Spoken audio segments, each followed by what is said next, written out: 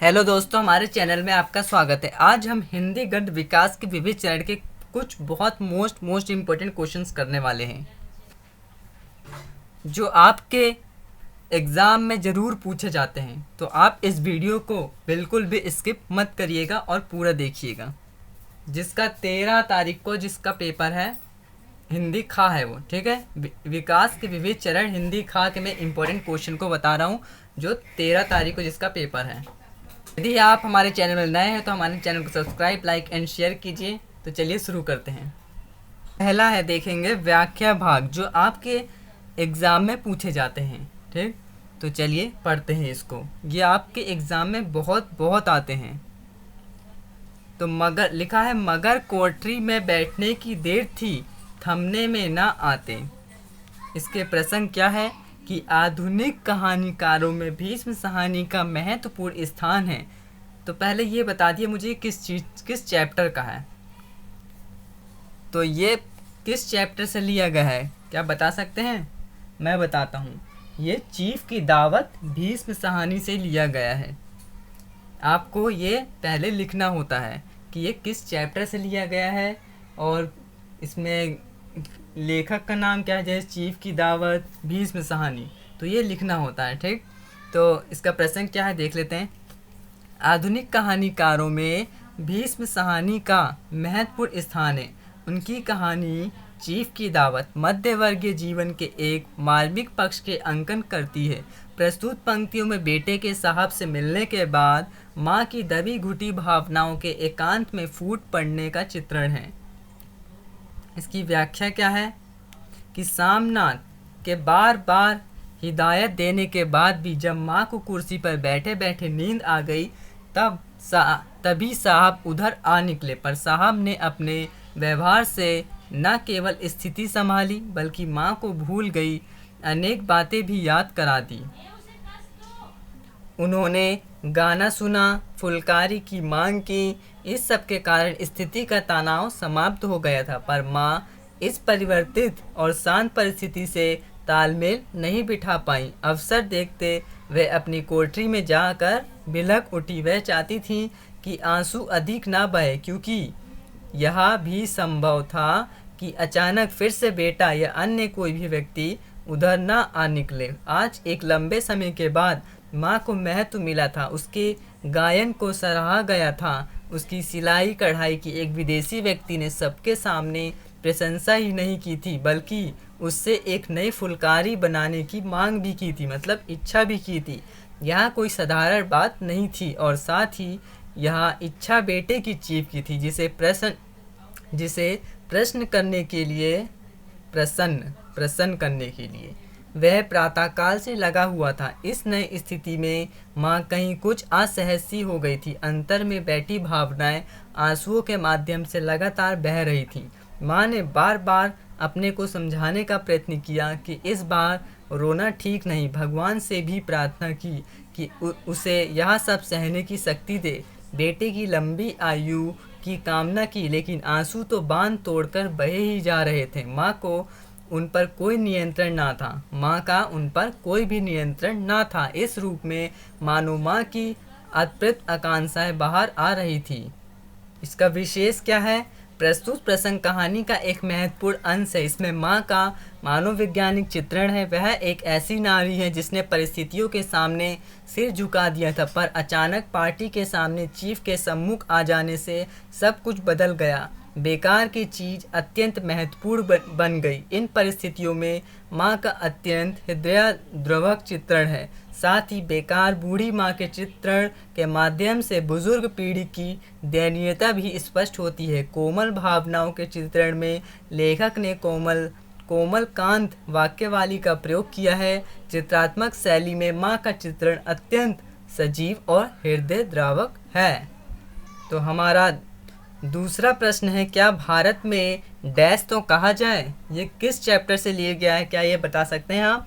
मैं बताता हूँ किस चैप्टर से लिए गए हैं। ये बाल मुकुंद गुप्त एक दुरासा से लिया गया है। कहाँ से लिया गया है? एक दुरासा बाल मुकुंद गुप्त द्वारा यह उससे लिया गया है। तो प्रसंग क्या है कि प्रस्तुत गद्यांश बाल मुकुंद गुप्त द्वारा रचित व्यंग्य लेख एक दुरासा से उद्धृत है। लॉर्ड कर्जन जब भारत में वॉइसरॉय थे, अनेक अन्याय और अत्याचार के विरुद्ध यह लेख भारत मित्र में छपा था। लेख का मुख्य पात्र शिव शंभू भांग पीकर खाट पर खड़ा था। तभी उसके कानों में एक गीत की पंक्ति पड़ती है जिसका अर्थ था कि चलो आज कृष्ण के घर होली खेलने चलें। लेखक चौंक जाता है कि प्रजा अपने राजा के घर होली खेलने जाने की बात कर रही है। वह इस भाव पर तदुगीन परिस्थितियों के संदर्भ में विचार करता है। इसका व्याख्या क्या है? शिव शंभू शर्मा सोचता है कि प्राचीन काल में भारत में प्रजा राजा के घर जाकर होली आदि त्योहारों का आनंद लेती थी। राजा और प्रजा के बीच अमीर गरीब शासक शासित का कोई भेदभाव नहीं रहता था। प्रजा को लगता था कि राजा उन्हीं का अंग है और राजा सोचता था कि उसका अस्तित्व प्रजा से भिन्न नहीं है। प्रजा का आनंद उसका भी आनंद है, प्रजा की खुशी में उसकी अपनी खुशी भी है। लेखक के मन में ये विचार अंग्रेजी शासन के परिस्थिति के संदर्भ में आते हैं। वह देखता है कि आज शासक और शासित के बीच मन और स्थान दोनों की दूरी है, इसीलिए दोनों एक दूसरों के सुख दुख में सहभागी नहीं हो सकते। उसे यह भी लगता है कि यदि सामान्य जन इस दूरी को पाटने का प्रयास करे तो भी यह संभव नहीं है। वह कल्पना करता है कि यदि वह स्वयं अर्थात सामान्य व्यक्ति अपने मित्रों के साथ अबीर गुलाल पिचकारी लेकर अपने राजा के घर होली खेलने जाए तो क्या यह संभव है? स्पष्ट उत्तर है कि नहीं, क्योंकि राजा और प्रजा के बीच स्थान और मन की इतनी दूरी है कि प्रजा के प्रयास सफल होने की संभावना ही नहीं है। इसमें विशेष क्या बताया गया है कि इन पंक्तियों में प्राचीन भारत के राजाओं की सदाशयता को दर्शाया गया है। प्राचीन राजाओं की अंग्रेज शासकों के साथ तुलना कर अंग्रेजों की हृदयहीन शासन पद्धति को चित्रित किया है और भाषा सरल तद्भव प्रधान एवं शैली व्यंग्यपूर्ण है। हमारा तीसरा प्रश्न क्या है? इसमें दूसरा लिखा है क्योंकि मैं अलग अलग चैप्टर से ले रहा हूँ तो उसके हिसाब से लिखा है, लेकिन अब ये हमारा तीसरा प्रश्न है। सचमुच बड़ी कठिन समस्या डैश हवा नहीं पहुँच सकती। ये क्या बता सकते हैं किस पंक्ति से लिया गया है? ये भी बाल मुकुंद गुप्त से एक दुरासा बाल मुकुंद गुप्त से लिया गया है। तो प्रसंग क्या है? प्रस्तुत पंक्तियाँ बाल मुकुंद गुप्त के प्रसिद्ध व्यंग्य लेख एक दुरासा से ली गई है। गुप्त जी शिव शंभू के माध्यम से अपनी बात लॉर्ड कर्जन तक पहुंचाना चाहते हैं। उन्हें एक गीत के बोल सुनाई पड़ते हैं, चलो चलो आज खेले होली कन्हैया घर। उन्हें लगता है कि किसी समय भारत में प्रजा राजा के साथ होली खेलती थी, आमोद प्रमोद बांटती थी, पर वर्तमान शासकों तक प्रजा की पहुंच नहीं है। इसका व्याख्या क्या है? लेखक कहता है कि पहले प्रजा कृष्ण के साथ होली खेलती थी, पर आज के कृष्ण और उद्धव के साथ यह संभव नहीं है। महारानी विक्टोरिया के पुत्र इंग्लैंड के महाराज मानो कृष्ण हैं और कृष्ण के प्रतिनिधि बनकर ब्रज गए उद्धव के रूप में इंग्लैंड के राजा के प्रतिनिधि भारत के वॉइसरॉय लॉर्ड कर्जन हैं। प्रजा की पहुंच इन दोनों तक ही नहीं है। इन दोनों की तुलना सूर्य और चंद्रमा से करते हैं। वे कहते हैं कि सूर्य और चंद्र के समान समर्थ होने पर भी इनका कोई लाभ प्रजा को नहीं मिल पाता। फिर वे सोचते हैं कि महाराज तो इंग्लैंड में हैं, उन तक पहुंचना शायद संभव नहीं है, पर वॉइसरॉय लॉर्ड कर्जन तो नगर में ही हैं, उन तक भी जनता का पहुंचना संभव नहीं है। वे उससे मिलना ही नहीं चाहते। ऐसे व्यक्ति के साथ होली खेलना, उसे अपने आमोद प्रमोद में शामिल करना तो बहुत दूर की बात है। लॉर्ड कर्जन तक तो प्रजा का मानोभाव पहुंच ही नहीं सकता। उन तक तो यह भाव भी नहीं पहुंच पाता कि प्रजा उनसे कुछ कहना चाहती है। ऐसे में उन्हें अपने सुख आदि में शामिल करना तो असंभव ही है। इसका विशेष क्या है कि इस गद्यांश में पौराणिक पात्रों का सुंदर साम्य है। कृष्ण और उद्धव की इंग्लैंड के राजा और वॉइसरॉय से तुलना सार्थक एवं प्रसंगित है। साधारण जनता के हृदय का विषाद यहाँ स्पष्ट प्रकट हो रहा है और भाषा सरल एवं प्रवाहपूर्ण है। और हमारा अब चौथा प्रश्न है यहाँ पे अब हमारे चौथा है हमारे हिसाब से। जिस प्रकार इस देश का डैश उसके मन को टटोले। क्या बोला गया है कि प्रस्तुत पंक्तियाँ बाल मुकुंद गुप्त के व्यंग्य निबंध एक दुरासा से ली गई है। सर्वप्रथम भारत मित्र में प्रकाशित इस रचना में लेखक द्वारा कल्पित पात्र शिव शंभू शर्मा भांग के नशे में खाट पर लेटा हुआ है। तभी उसे एक गीत सुनाई देता है जिसमें लोग कृष्ण के घर होली खेलने की बात कहते हैं। इस प्रसंग को तदुगीन संदर्भ में लॉर्ड कर्जन पर लागू करते हैं। करते हुए लेखक सोचता है कि क्या वह भी अपने ऐसे राजा या वॉइसरॉय के घर जाकर होली खेलने की बात सोच सकता है जिसके दर्शनों के लिए लोग टकटकी लगाए रहते हैं और फिर भी उसके दर्शन नहीं होते। इसकी व्याख्या क्या है?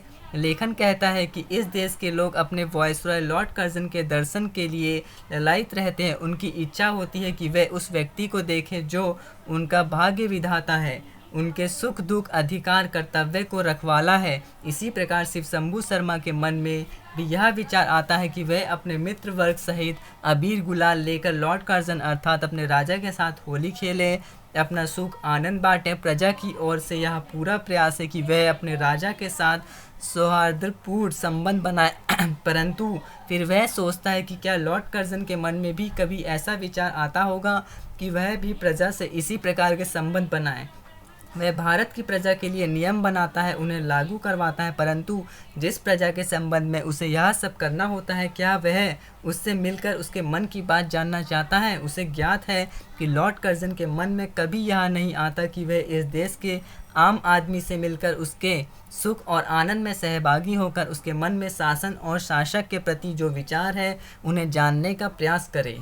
इसका विशेष क्या है? इन पंक्तियों में अंग्रेजी शासन के प्रति प्रजा के सहयोगी तथा उत्सुकतापूर्ण मनोभाव को चित्रित किया गया है। लॉर्ड कर्जन के प्रजा के प्रति उपेक्षा भाव को पूर्णतः मुखरित कर दिया गया है। भाषा सरल तथा शैली रोचक एवं व्यंग्यपूर्ण है। अगला हमारा 5वां क्वेश्चन है, जो पहरेदार सिर पर फेटा देश को कैसे समझते हैं? मतलब देश को कैसा समझते? प्रस्तुत है कि प्रसंग में क्या लिखना है कि प्रस्तुत पंक्तियाँ बाल मुकुंद गुप्त रचित शिव शंभू के चिट्ठे श्रृंखला की एक कड़ी एक दुरासा से लिया गया है। शिव शंभू नामक पात्र के माध्यम से लेखक कहता है कि वह और इस देश के नागरिक तो अपने शासकों को जानना चाहते हैं, परंतु स्वयं को ड्यूटी को पाबंद मानने वाले वॉइसरॉय लॉर्ड कर्जन इस देश की प्रजा के मन की बात को जानना शायद अपनी ड्यूटी में नहीं मानते। उन्होंने अपने कार्यकाल में इस देश के लोगों से कभी कोई संबंध नहीं बनाया। इसकी व्याख्या क्या है? लेखक लॉर्ड कर्जन से प्रश्न पूछता है कि उसके गवर्नमेंट हाउस के बाहर जो पहरेदार अपने सिर पर फेटा बांधे हुए हैं और अपने हाथ में संगीन युक्त बंदूक लिए उसकी सुरक्षा के लिए सदैव मुस्तैद रहते हैं, जिनके चेहरों से कभी हर्ष विषाद का कोई भाव प्रकट नहीं होता, जो चौकन्ने रहकर एक स्थान पर खड़े अथवा कभी कभी हिलते दिखाई देता है। कभी उसने उनसे पूछा है कि उन्हें कैसा प्रतीत होता है? उनके सुख दुख को जानने की उसने कभी चेष्टा नहीं की होगी। इस देश के आम आदमी और अपने घर दफ्तर में काम करने वाले भारतीय चपरासी रसोइये आदि से उसने कभी यह जानने का प्रयास नहीं किया कि वह कैसे रहते हैं। इस देश का आमोद प्रमोद रीति रिवाज क्या है? प्रजा की अंग्रेजी शासन के प्रति भावनाएं क्या है? वह अंग्रेजों और इंग्लैंड के विषयों में क्या सोचते हैं? इसे अपने कर्मचारियों के माध्यम से भी जानने की चेष्टा उसने कभी नहीं की है। इसका विशेष क्या है कि इन पंक्तियों में लेखक का अंग्रेजी शासन के प्रति असंतोष मूर्त हो रहा है। अंग्रेजी शासकों की भारतीय के प्रति उपेक्षा यहाँ पूर्णतः मुखरित हो रही है। और तीसरा, भाषा शैली सरल एवं प्रभावी है, तत्सम और विदेशी शब्दावली का सुंदर समन्वय है।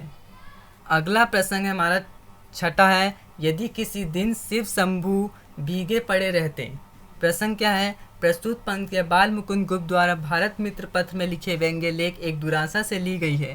शिव शंभू के रूप में लेखक कहता है कि वॉइसरॉय लॉर्ड कर्जन के संबंध में बताया जाता है कि उन्होंने कोलकाता का कोना कोना देख डाला, पर सत्य यह है कि उनका पूरा समय विक्टोरिया मेमोरियल बनवाने, ब्लैक हॉल की जांच करने जैसे निरर्थक कार्यों में जा रहा है। गवर्नमेंट हाउस चमक रहा है पर कोलकाता में अंधेर है जो लॉर्ड कर्जन को नहीं दिखता। इसकी व्याख्या क्या है कि लेखक कहता है कि यदि किसी दिन कोलकाता की वास्तविक स्थिति को जानने की उद्देश्य से वॉइसरॉय शिव शंभू शर्मा के साथ इस शहर की हालात को देखने निकलेंगे तो उन्हें पता लगेगा कि गवर्नमेंट हाउस ही कोलकाता नहीं है। कोलकाता में लाखों लोग गंदे झोपड़ों में अपना समय इस प्रकार काट रहे हैं कि मानो वे आदमी ना होकर भेड़ें अथवा गंदगी में सड़ने को मजबूर सुअर हो, जानवरों के समान, जिन्होंने मानो उन परिस्थितियों में जीना सीख लिया है।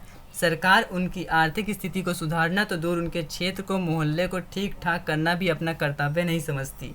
वह गंदे पानी के नाले में बहते रहते हैं जहाँ से भयंकर बदबू आती रहती है। वे इतने गरीब हैं कि पहनने के लिए वस्त्र तक नहीं खरीद सकते और अपना पूरा समय फटे चित्रों में ही बिता देते हैं। वह खाने के लिए अन्न नहीं खरीद सकते। उनमें से बहुत से ऐसे हैं जो पूरे जीवन में एक बार भी भरपेट खाना नहीं खा पाते। उन्हें अपने शरीर पर ओढ़ने के लिए कपड़ा भी नहीं मिलता। जाड़ों में उनका शरीर सर्दी से अकड़ जाता है, वे उसे गर्मी नहीं कर पाते, मतलब वे उसे गर्म नहीं कर पाते। गर्मियों में भी उनके पास रहने के लिए स्थान नहीं होता और हवा के लिए सड़कों और पटरियों पर पड़े रहते हैं। बरसात में पानी से बचने की कोशिश करते हैं, वे अपने सड़े सीले घर में भीगते हुए पड़े रहते हैं। इसका विशेष क्या है कि इन पंक्तियों में गरीब कोलकाता वासियों की आर्थिक दुर्दशा का चित्रण किया गया है इसमें। और गरीब रोटी कपड़ा मकान तीनों के लिए तरस रहे थे, लेकिन अंग्रेज शासन उनकी लगातार अपेक्षा करता है। भाषा सरल प्रभावपूर्ण या वह चित्रमयी है। अगला व्याख्या भाग है हमारा यह है, उसकी मेहनत के कारण जमीन पर गिरकर उगे हैं और हवा तथा प्रकाश की सहायता से वे मीठे फलों के रूप में नजर आ रहे हैं। किसान मुझे अन्न में, फूल में, फल में आहूत हुआ सा दिखाई देता है। कहते हैं ब्रह्माहुति से जगत प्रकट हुआ है। अन्न की उपज करने में किसान भी ब्रह्मा के समान है। खेती उसके ईश्वरीय प्रेम का केंद्र है। क्या आप बता सकते हैं किस चैप्टर से लिया गया है? ये मजदूरी और प्रेम सरदार पूर्ण सिंह से लिया गया है। तो इसका प्रसंग देखते हैं। प्रस्तुत पंक्तियाँ पूर्ण सिंह के मजदूरी और प्रेम नामक निबंध से लिया गया है। इस निबंध में लेखक ने विभिन्न प्रकार के कामगारों और किसानों की मेहनत, मजदूरी और कर्तव्य भावना का आदर्श परक चित्रण किया है। उनके अनुसार किसान परहित की भावना से प्रेरित होकर मेहनत मजदूरी करता है।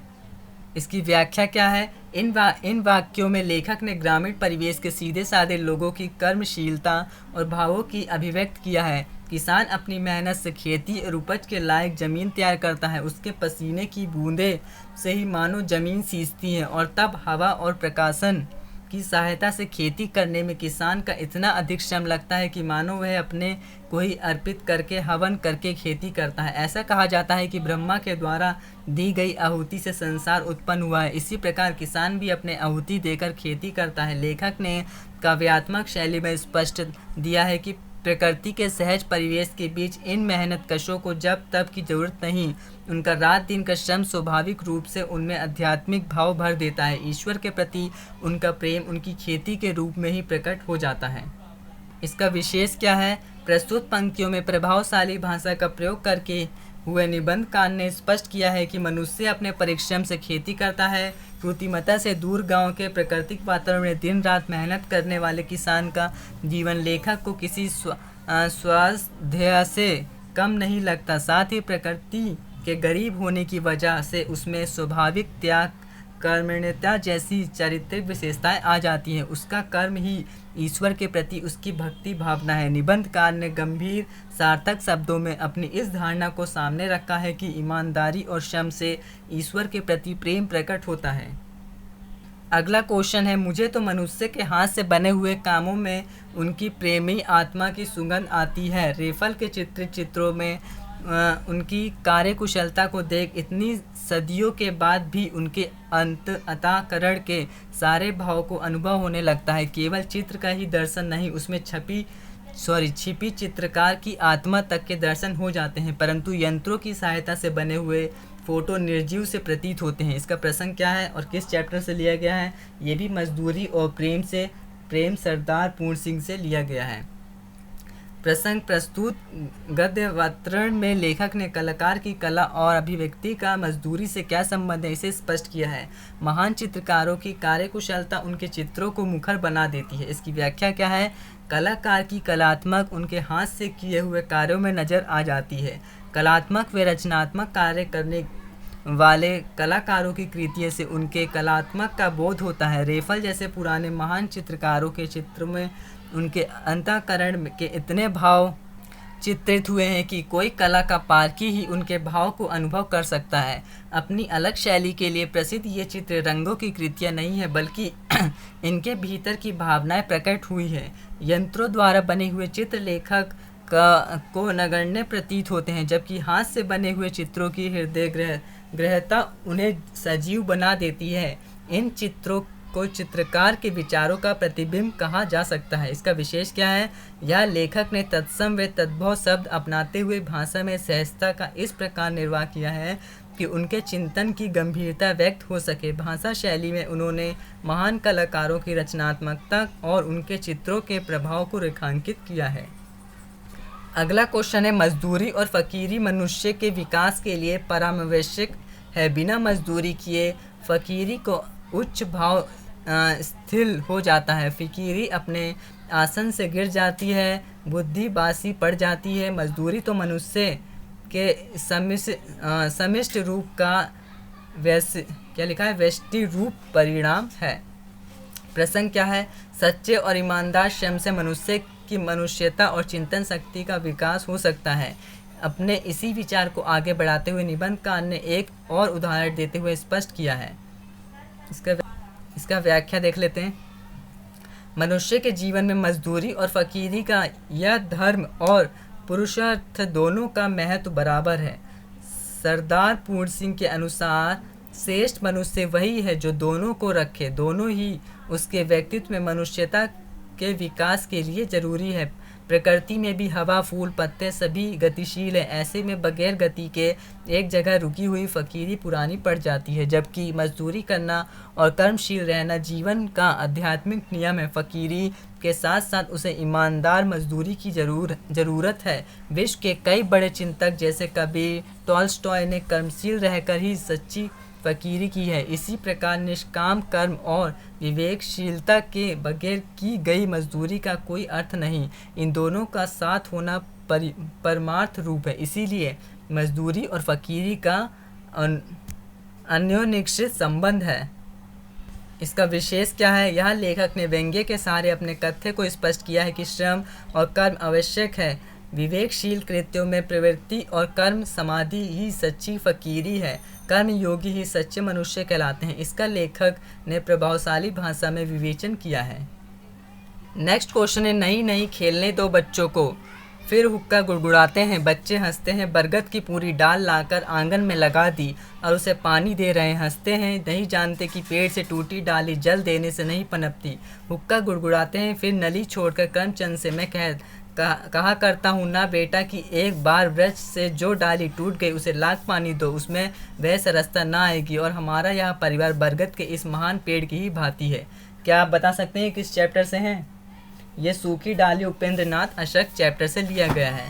तो प्रस्तुत गद्यांश सूखी डाली एकांकी से उद्धृत है, मतलब लिया गया है। इसके लेखक उपेंद्र नाथ अशक हैं। अश्क जी ने सामाजिक विषयों को और आधार बनाकर अनेक एकांकियों की रचना की है। इनकी एकांकियों में सामाजिक वृद्धिपताओं पर करारा व्यंग्य देखने को मिलता है। सूखी डाली में उन्होंने संयुक्त परिवार के महत्व को रेखांकित किया है। मझला लड़का करमचंद दादा के पैर दबा रहा है, इतने में ही बाहर बच्चों के द्वारा नल चलाने की आवाज़ आती है। करमचंद उन्हें डांटता है, दादा करमचंद को समझाते हैं। इसकी व्याख्या क्या है? दादा करमचंद को रोकते हुए कहते हैं कि बच्चों ने बरगद की पूरी डाल आंगन में लगा दी है, लेकिन लाख पानी देने पर भी उसमें सरसता नहीं आ पाएगी। उन्हें लगता है कि डाल में पानी दे देने से वे फिर से हरी भरी हो जाएगी। वे अभी इतने नादान हैं कि नहीं जानते कि इस तरह डाली नहीं पनप सकती। यानी अगर डाली को हरा भरा रखना है तो हमें यह कोशिश करनी चाहिए कि डाली पेड़ से टूटे ही नहीं। दादा अपने परिवार की तुलना बरगद के पेड़ से करते हुए कहते हैं कि हमारा परिवार भी बरगद के पेड़ की भांति ही है। इस पंक्ति के माध्यम से लेखक ने संयुक्त परिवार के महत्व को रेखांकित किया है। स्पष्ट है कि दादा कहना चाहते हैं कि एक बार परिवार से अलग हो जाने पर व्यक्ति वैसा ही हो जाएगा जिस प्रकार पेड़ से अलग होकर डाली हो जाती है, जिसके जीवन में विकास का मार्ग अवरुद्ध हो जाएगा। अतः परिवार की एकता में ही सबकी सफलता निहित है। दूसरा मतलब क्वेश्चन क्या है? नेक्स्ट क्वेश्चन, बेटा बड़प्पन बाहर की वस्तु नहीं, बड़प्पन तो मन का होना चाहिए। और बेटा घृणा से घृणा को नहीं मिटाया जा सकता। बहू तभी पृथक होनी चाहिए जब उसे घृणा के बदले घृणा दी जाएगी, लेकिन यदि उसे घृणा के बदले स्नेह मिले तो उसकी समस्त घृणा धुंधली पड़कर लुप्त हो जाएगी। हुक्का गुड़गुड़ाते हैं और मानता भी बेटा किसी से मनवाई नहीं जा सकती, अपने व्यवहार से अनुभव कराई जा सकती है। ठूठ वृक्ष आकाश को छूने पर भी अपनी महानता का सिक्का हमारे दिलों पर उस प्रकार तक नहीं बैठा सकता जब तक अपनी शाखाओं में वह ऐसे पत्ते नहीं लाता जिनकी शीतल सुखद छाया मन के सारे ताप को हर ले और जिनके फूलों की भीनी भीनी सुगंध प्राणों में पुलक भी दे। तो इसका प्रसंग देख लेते हैं। करमचंद ने दादा को, पहले ये बता दिया किस चैप्टर से, ये भी सूखी डाली उपेंद्र नाथ अशक से लिया गया है। इसका प्रसंग देख लेते हैं। करमचंद ने दादा को यह बता दिया है कि छोटी बहू और परेश इस घर से अलग होने वाले हैं। वह ये भी बताता है कि शायद छोटी बहू अपने मायके को इस घराने से बड़ा समझती है, तभी उसको समझाते हुए दादा कहते हैं कि, इसकी व्याख्या देखते हैं। प्रस्तुत पंक्तियों में दादा ने स्नेह को महत्व को समझाया। उनके अनुसार बड़ा आदमी वह होता है जो बाहरी दिखावे की बजाय भीतर से बड़ा होता है। बड़प्पन की भावना मन की चीज़ है। घृणा करने वाले व्यक्ति की घृणा को स्नेह में बदलने के लिए घृणा के स्थान पर हमें उसे प्रेम देना होगा। छोटी बहू अगर अपने मायके के सामने इस परिवार को छोटा समझती है तो उसे ऐसा करने दो, लेकिन बदले में उसे घृणा मत करो। अगर इस परिवार से उसे घृणा मिलेगी तो उसके भीतर अलगाव की भावना बढ़ती जाएगी। अगर हम उसे घृणा के बदले प्रेम देंगे तो धीरे धीरे उसकी घृणा प्रेम में बदल जाएगी और फिर वह इस परिवार से अलग होने की बात नहीं सोचेगी। इसी संदर्भ में दादा ने महानता का अर्थ भी समझाया है। उनके अनुसार महानता अपने आचरण द्वारा अनुभव कराई जा सकती है। अगर कोई ज़बरदस्ती किसी पर अपनी महानता थोपना चाहे तो यह संभव नहीं है। उदाहरण के लिए उस ठूट पेड़ को देखा जा सकता है जो ऊंचा तो है लेकिन उसमें शीतलता प्रदान करने के लिए हरी पत्तियां नहीं है। जब उस पर हरे पत्ते और सुगंधित फूल आ जाते हैं तो वे अपनी शीतलता और सुगंध से हमारे मन के ताप को दूर कर देता है और तब हम अनायास ही उसे महान मानने लगते हैं। इस प्रकार हम कह सकते हैं कि दादा के माध्यम से लेखक ने इन पंक्तियों में बड़प्पन घृणा के बदले स्नेह और महानता के वास्तविक अर्थ को स्पष्ट करने का प्रयास किया है। तो यहीं पे हमारा ये चैप्टर जो होता है, मतलब कि हमारे जो इम्पोर्टेंट क्वेश्चन है वो फिनिश होता है। और ये बहुत ही मोस्ट इम्पोर्टेंट प्रश्न है, आपके एग्ज़ाम में ज़रूर पूछे जाते हैं ऐसे प्रश्न। तो आप इस एक भी क्वेश्चन को मत छोड़िएगा, ये इसको बिना स्किप करे देखिएगा। तो हमारे चैनल को सब्सक्राइब जरूर कर दीजिएगा। धन्यवाद।